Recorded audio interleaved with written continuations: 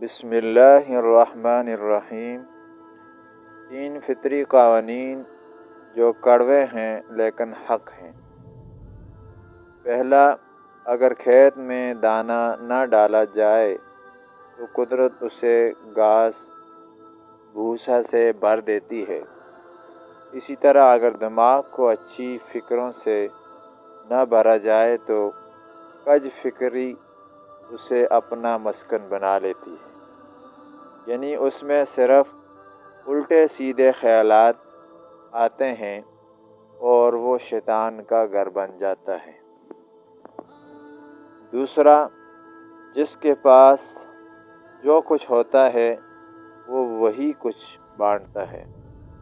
خوش مزاج انسان خوشیاں بانٹتا ہے، غم زدہ انسان غم بانٹتا ہے۔ عالم علم بانٹتا ہے، دیندار انسان دین بانٹتا ہے۔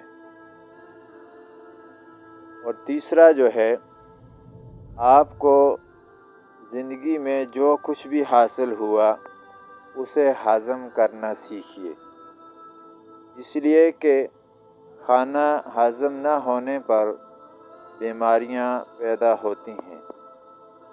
مال و ثروت ہضم نہ ہونے کی صورت میں ریاکاری بڑھتی ہے۔